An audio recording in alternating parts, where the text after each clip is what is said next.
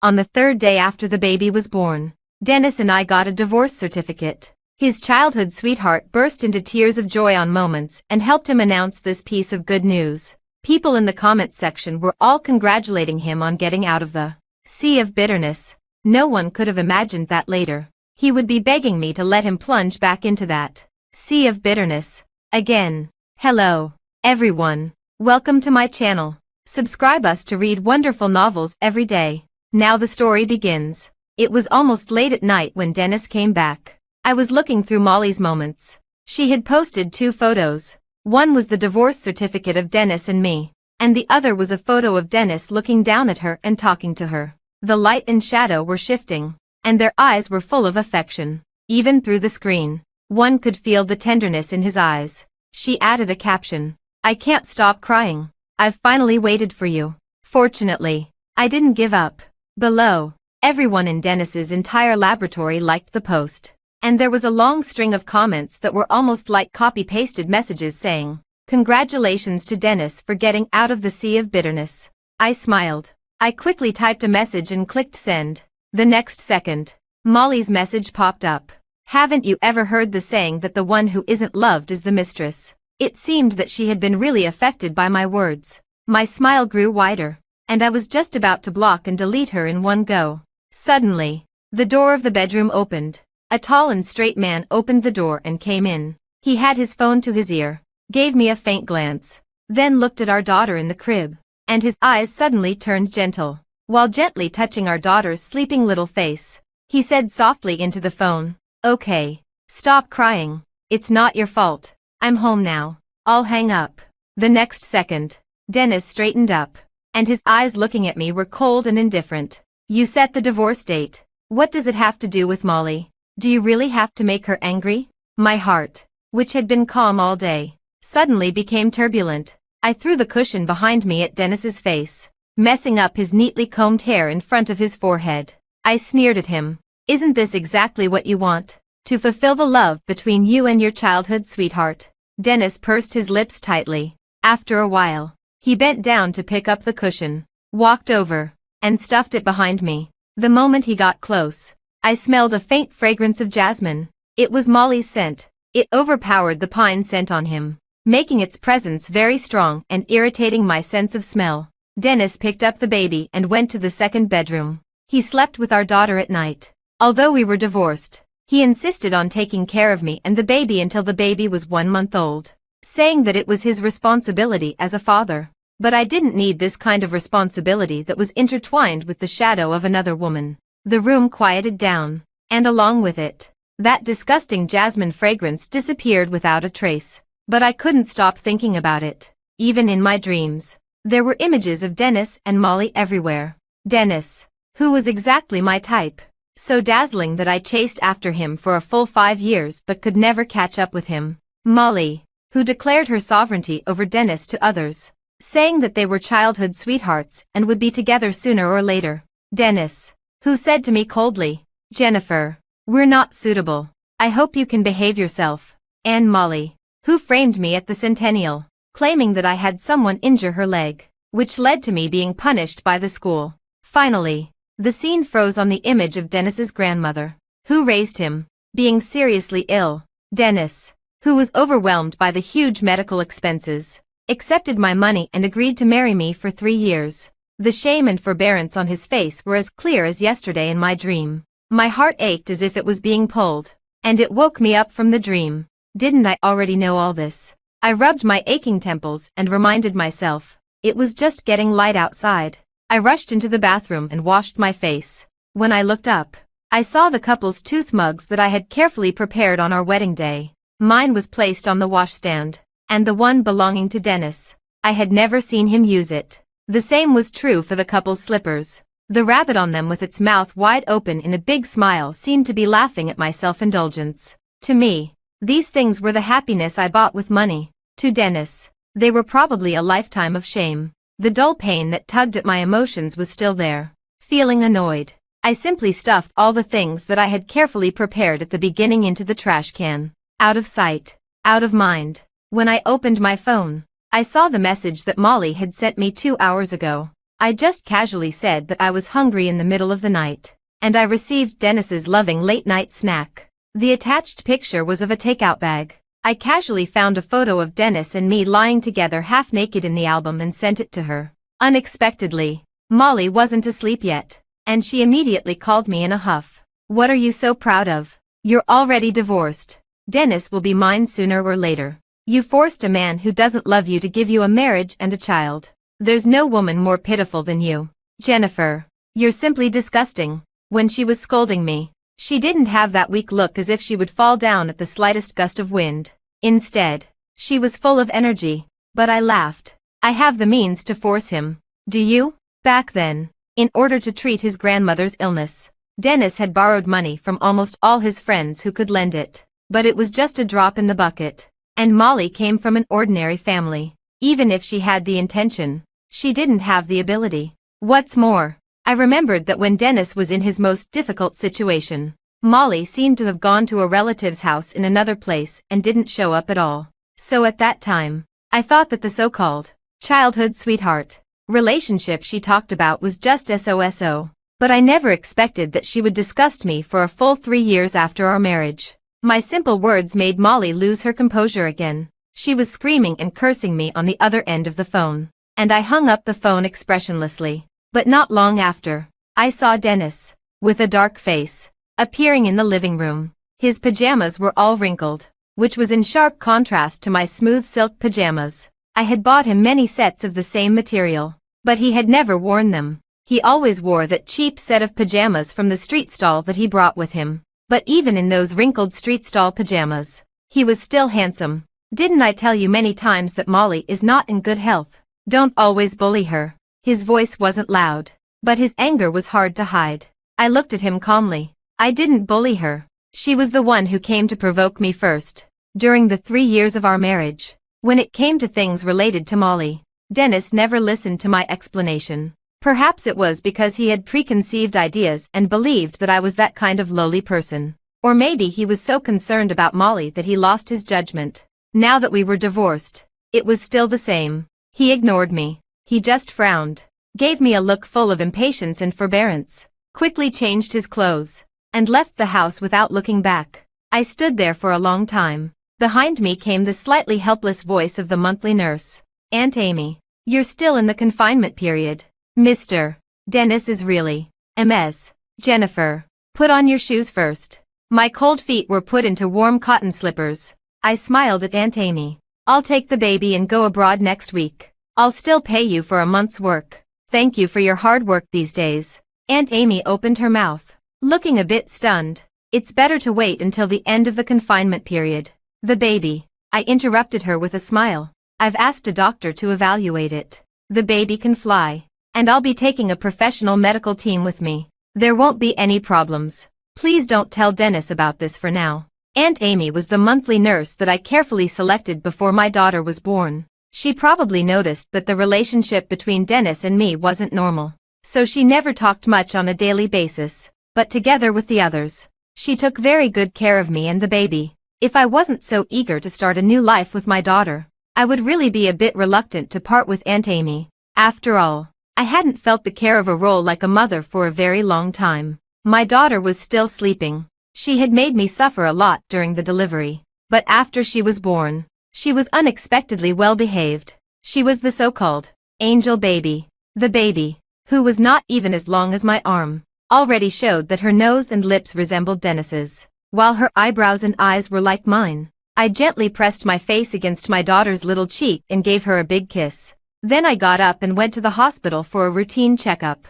I didn't expect to run into Dennis and Molly in the corridor of the hospital. Molly was leaning against Dennis. To outsiders, they looked like an intimate couple. This private hospital was invested in by my parents when they were alive, and I was one of the major shareholders. Although Dennis didn't love me, he never missed any of my prenatal checkups. So many of the doctors and nurses knew him. The caregiver taking care of me behind me looked at him and then at me with an expression. "Ms. Jennifer, do you want to ask Mr.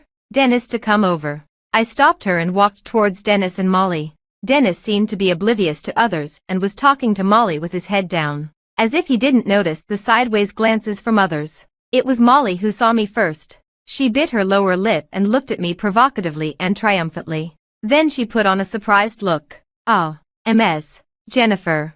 Did you come here to find Dennis? But you're already divorced. If you keep chasing after Dennis like this, he won't have any breathing space and will be very tired." I gave her a cold glance, too lazy to respond, and then looked at Dennis, whose eyes were on me. He pursed his lips. "Molly has a stuffy chest and pain. I brought her here for a checkup.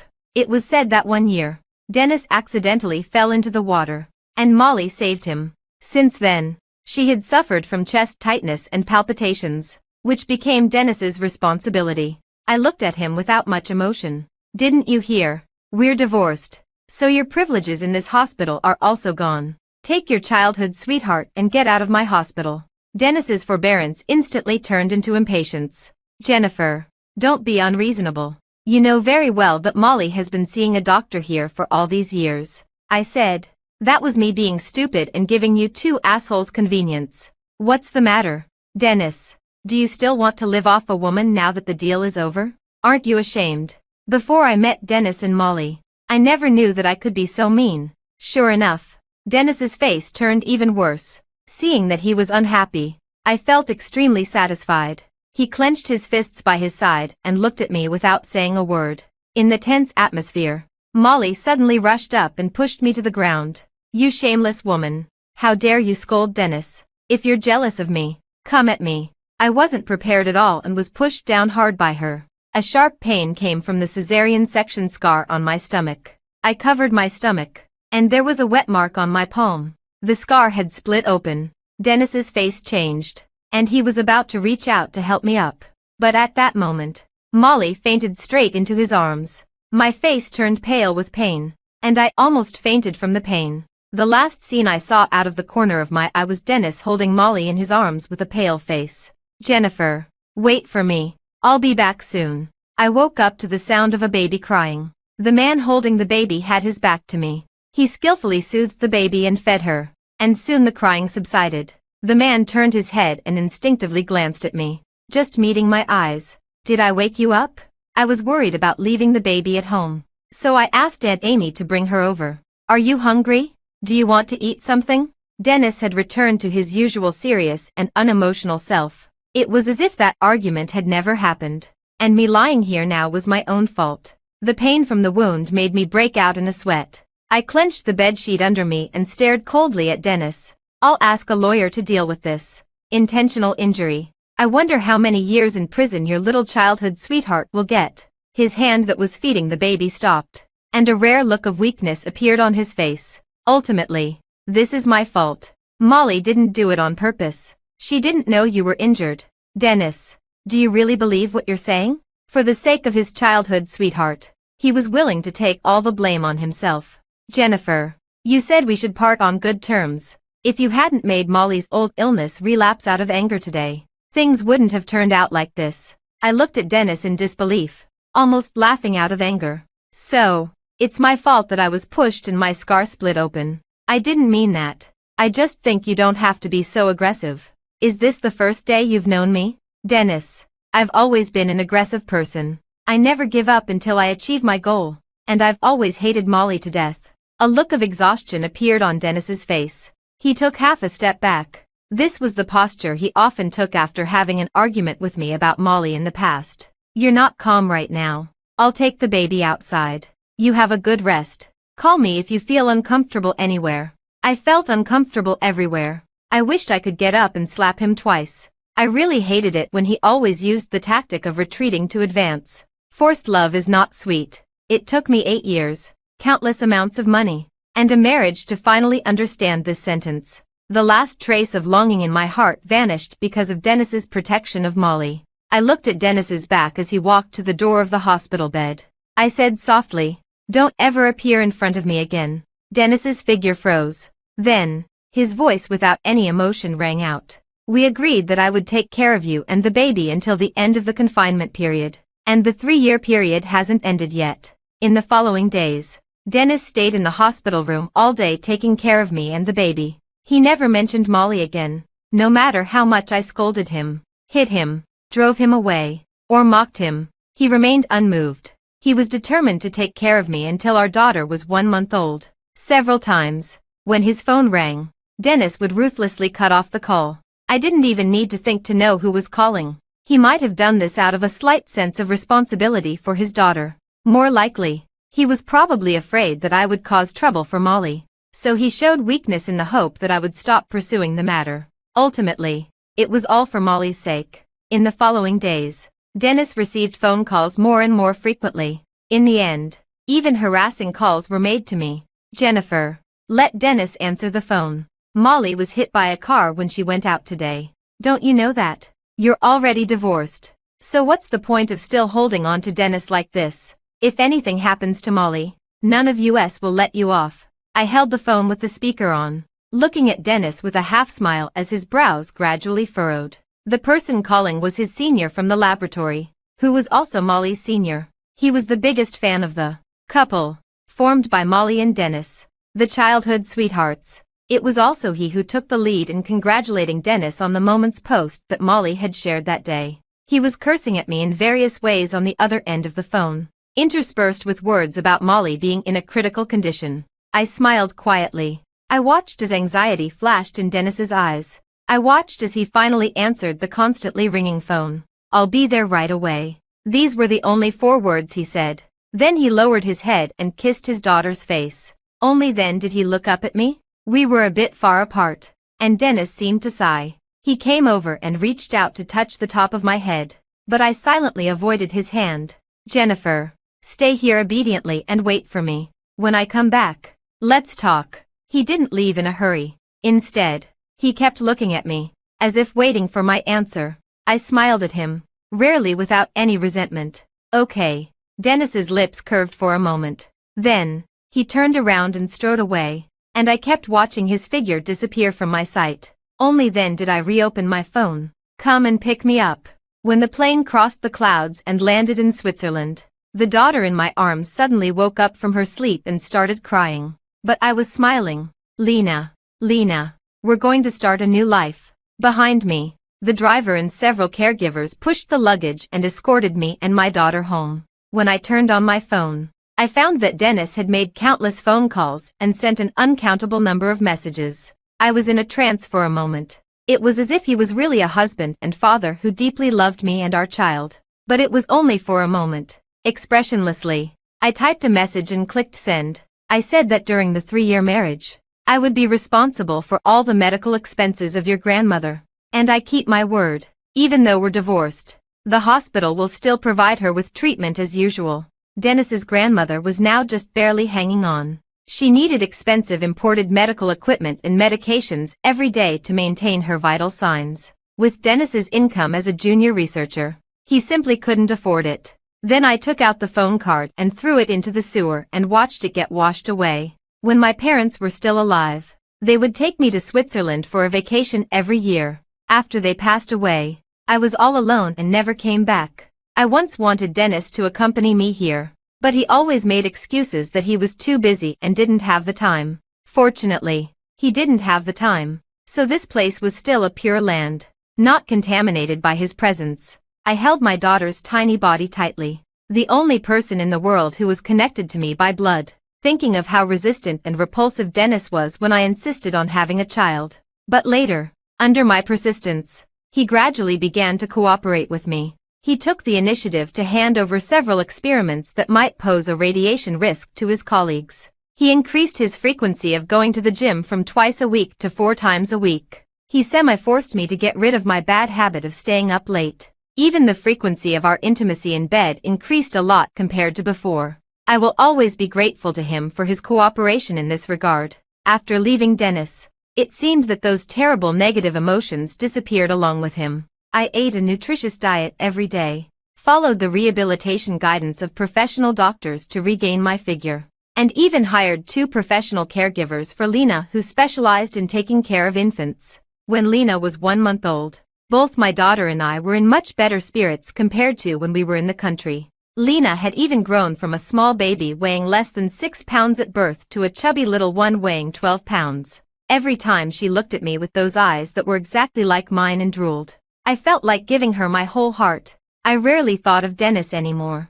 This man who had been a part of my life for 8 years since my parents' unexpected death. I got what I wanted. And I also gave him his freedom. I think we should be even with each other now. So when I saw Dennis at the gate of the manor, I couldn't hide my surprise. He had a beard, looked travel-worn, and there were red bloodshot eyes from lack of sleep.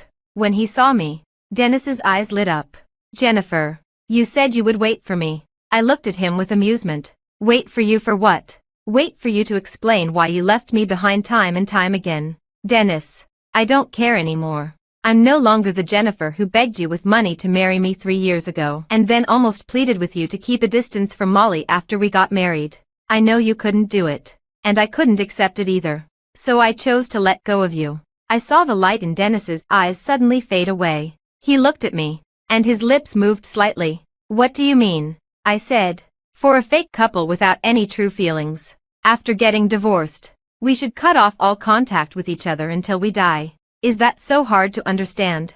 But Dennis, who was always good at retreating to advance, this time, rarely didn't back down. He took a step forward and grabbed my arm. We have a child. Lena is also my daughter. I tried to struggle, but I couldn't break free. The stubbornness in Dennis's eyes was so intense that it was puzzling. He stared at me intently, and there actually seemed to be a hint of grievance. We agreed that I would take care of you and the child for the last month. Not a single day, hour, or minute less. Jennifer, why are you always so willful? Leaving just like that. Have you ever considered my feelings? This was really ridiculous. In an instant, anger overwhelmed my reason. I raised my hand and slapped Dennis hard across the face. Who is the one who leaves just like that? Do you think you're being funny when you say you take care of me? Dennis, you took care of me until my wound split open. Until I felt like I was living a life worse than death. While taking care of me, you were flirting with Molly and having an affair with her. Stop using your so-called care to disgust me. Dennis's face was turned to the side by my slap, but he still held on to me tightly, and there was an emotion in his eyes that I couldn't understand. I can explain, I said. Explain what? Explain that you only see Molly as a sister. Explain that her illness is all because of you. So she's a responsibility you can't abandon. Or explain that you didn't deliberately try to disgust me. Dennis's expression froze. I interrupted him mercilessly, looking at Dennis sharply with a piercing gaze. Belated affection is cheaper than grass. Dennis, I don't want to see you again. Stop disgusting me. I asked the security guards to drive him out. But Dennis seemed determined to fulfill the uncompleted 1-month agreement. He stayed near the manor and showed up at the gate without fail every day. If I didn't see him, he would ask to see Lena. After all, this was his child, and I had no right to deprive him of the right to see Lena. One day, when the caregiver brought Lena back after seeing him, she handed me a note. Dennis's handwriting on it was sharp. Ever since Lena was born, I've never thought about getting a divorce from you. Jennifer, can you meet me just once? Just do it for Lena's sake. I stared at those words for a long time. It was like a gift that I had been looking forward to for a long time, suddenly falling from the sky when I had already given up hope. I couldn't tell how I felt. I just felt the bitterness of my 8-year unrequited love surging towards me all at once. It was so suffocating that I could hardly breathe. On the phone, my proxy lawyer in the country was speaking, handling the case of Molly maliciously pushing me. Because Mr. Dennis testified that Molly didn't do it on purpose and that you provoked her first. There's not much hope of getting a severe sentence. It's more likely to result in administrative punishment. I smiled self-deprecatingly, tore the note into pieces, and threw it into the trash can. I looked out of the window. At the gate, Dennis was pacing restlessly on the spot. It seemed that he was on the phone. Not long after, he grabbed the hand of the security guard at the gate and said something excitedly. A few minutes later, the security guard trotted in and said somewhat reluctantly, "Miss, that Mr. Dennis insisted that I convey to you that his grandmother has woken up and wants to see you and the little miss. He's begging you to give him a chance." I was taken aback. Dennis's grandmother had been lying in bed for nearly 2 years and hadn't been conscious during that time. She actually woke up at this crucial moment. When we got married, she was just seriously ill and still had some clarity of mind. Dennis didn't hide our marriage from her either. Come to think of it, the old lady had been quite nice to me. I lowered my eyes and looked at my wrist. There used to be a jade bracelet on it. Dennis's grandmother said it was a family heirloom. When we first met, her withered hand tremblingly put it on my wrist. I wore that bracelet for 3 years. On the day we got divorced, I returned it to Dennis. My daughter's small and soft fingers were playing with the hair on both sides of my cheeks. She stared with a pair of big eyes and giggled happily. I sighed silently, took my daughter from the caregiver, and held her tightly in my arms. Dennis's grandmother had indeed woken up, but her eyes were cloudy, and there was a dim light of approaching death in them. Dennis held our daughter in one hand and held my hand with the other. He bent down and spoke softly to her. "Look, this is Lena, my daughter with Jennifer. Good, good. You must treat them, mother and daughter, well." The old lady's gaze lingered, sweeping over Lena's chubby little face again and again. She raised her hand to touch the child but was afraid of scaring her, so she gently retracted her hand. I held her hand and gently pressed it against Lena's face, and Dennis's grandmother smiled at me. "Marrying him, you've suffered." I didn't know what to say, so I just smiled. Dennis's grandmother took a deep breath and said softly, "He hasn't liked to talk since he was a child. He's bad at speaking, but he's stubborn. If he makes you unhappy, don't blame him. I can tell that he cares about you." I thought to myself that she was probably mistaken, but I just smiled and nodded. Seeing me nod, Dennis's grandmother seemed to relax. She stroked the bracelet on my wrist, but her gaze was fixed on Lena's face, full of long-lasting nostalgia. That thin and withered wrist gradually lost its strength until finally, it gently rested in my palm and didn't move anymore. She had seen the people she wanted to see and peacefully took her last breath. At Dennis's insistence, I attended the funeral. He was unusually calm. Only occasionally, he would stare blankly at a certain place for a long time, and then his eyes would turn red. I just pretended not to notice. After the funeral, I returned the bracelet to Dennis again, but this time, he refused to take it no matter what. "Grandma gave it to you. Keep it. If you really don't like it, you can give it to Lena in the future." The bracelet wasn't made of precious materials. With my family background, I could buy a whole box of bracelets dozens of times more expensive than this one for Lena to play with and break. But it had an excellent luster and transparency, and it was clearly an old item that had been cherished by someone. Dennis insisted on giving it to me. If I didn't want it, then it was for Lena. Helplessly, I had to keep it for the time being and let Lena decide whether to keep it or not when she grew up and understood things. Outside the suburban cemetery, Dennis looked at me deeply. "Are you still leaving?" I shook my head, and then I saw a soft and bright light shining in Dennis's eyes. "You're wrong. It's not leaving. It's going back. Now, that place is my home." The light in his eyes suddenly faded away. Dennis's lips quivered. "Jennifer, if I said that I've already fallen in love with you, would you be willing to stay for me?" I was stunned for a moment. If I had heard these words a few months ago, I would probably have been very happy. But after experiencing him not coming home at night during the late stage of my pregnancy to take care of Molly, leaving me on the day of my delivery to deal with Molly's laboratory accident, and still protecting Molly after she deliberately pushed me and caused my wound to split open after my delivery, my heart was already as calm as still water. The words that came out of my mouth were nothing but sarcasm. "You love me. What do you love about me? Don't you love Molly?" "Dennis, you not only don't love me, but you don't even respect my love for you. You trample on my sincerity, and now you say you love me. Don't you think you're being strange?" With every word I said, Dennis's face grew uglier. His eyes were red. "It's not like that. I was too conceited and self-righteous. I've always only seen Molly as a sister. Everyone said that her poor health was because of me. Plus, you were always so dominant. Although you said you loved me, you seemed not to care at all about my refusals and repulsions.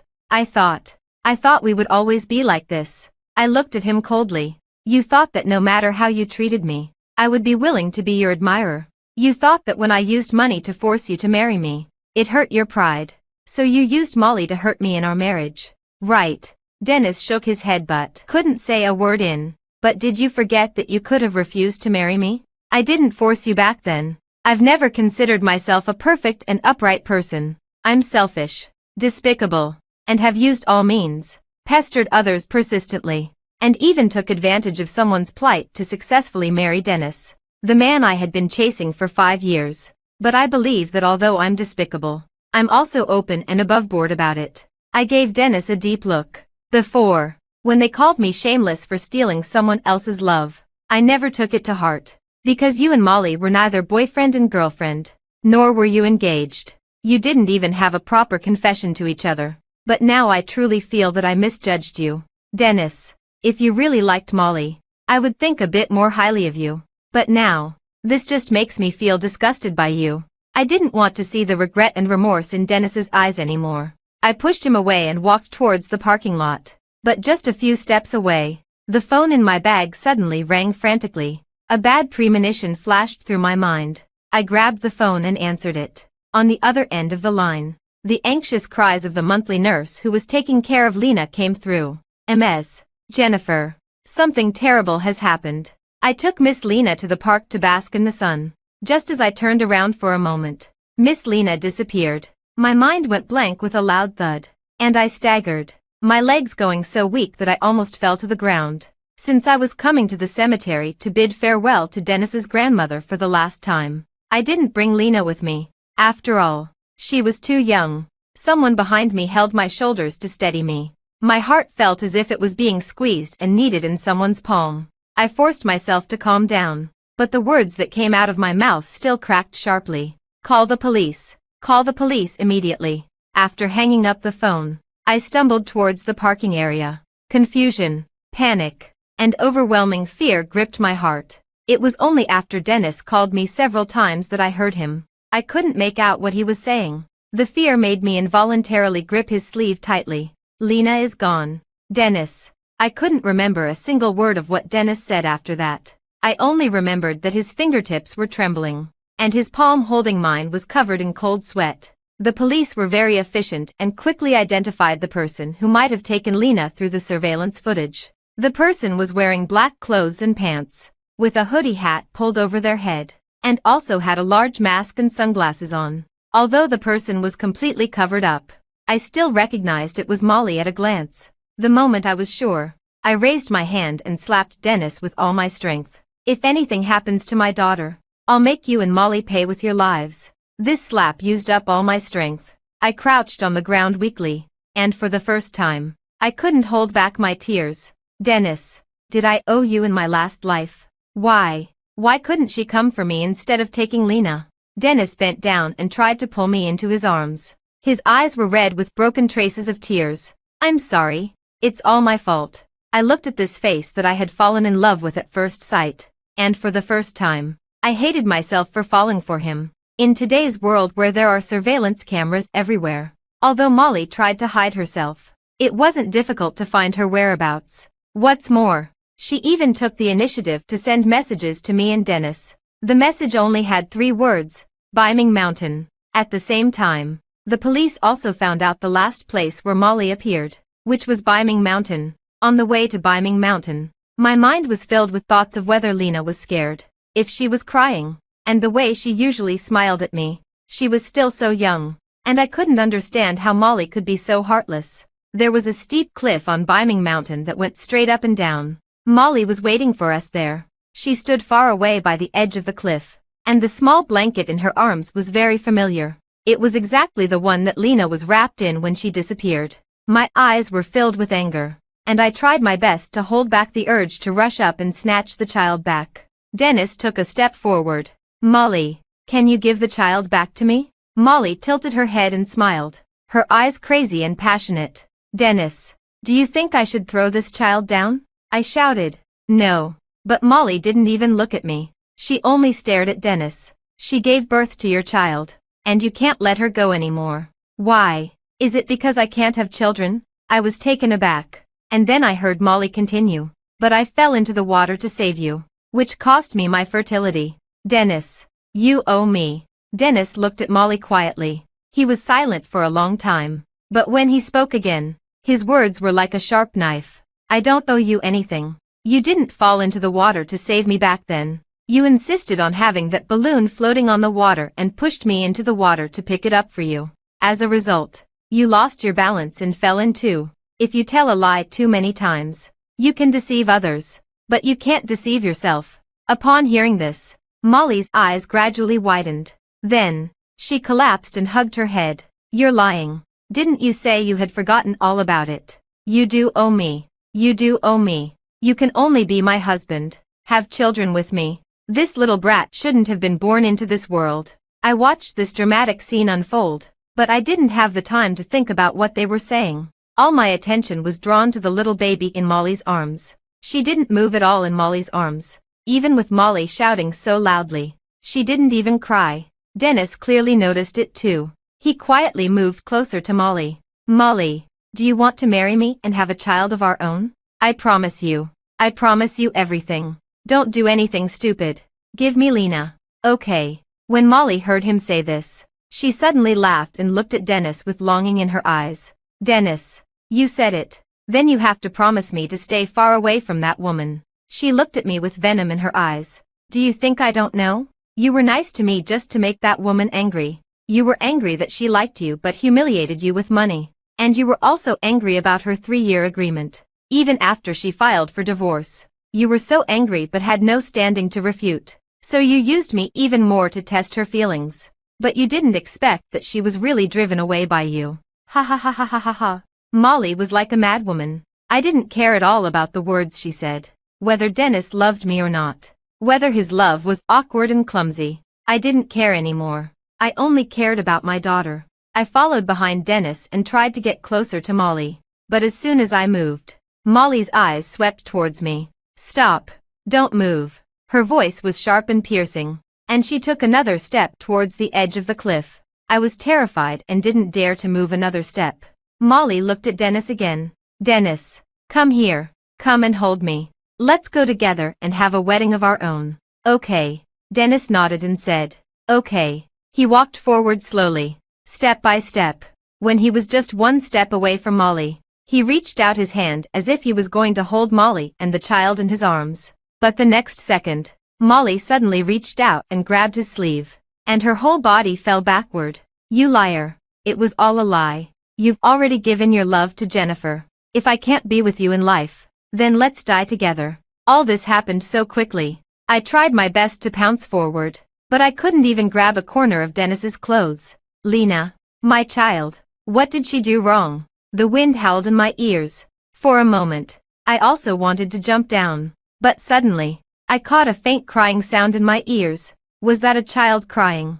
I was taken aback and almost crawled towards the sound of the crying with all my limbs. In the waist-high grass by the edge of the cliff, Lena, wearing a Mickey Mouse jacket and wrapped in an unfamiliar blanket, had a red face from crying. When she saw me, she suddenly stopped crying. She grinned at me and gave a soft smile. Dennis and Molly didn't die. They were stopped by an old tree on the cliff wall and were lucky enough to survive. But Dennis broke both of his legs. And Molly was even more seriously injured. She broke her spine. And from now on, only the parts above her neck could move. I don't know why she finally let Lena go. But because of this, I finally didn't choose to sue her. The day I left with Lena, Dennis saw us off in a wheelchair. Lena looked at Dennis with a strange look. His eyes lingered on me and my daughter, full of reluctance. Will you come back? I looked at him, and the 28-year-old, decadent and weathered Dennis overlapped with the 20-year-old, high-spirited Dennis in front of me. But that initial feeling of being attracted to him could never be found again. I smiled, filled with relief. No, I won't. Before turning around, I seemed to see a tear roll down Dennis's cheek. It wasn't a pretty sight, far from being as magnificent and brilliant as when the plane crossed the clouds. The end.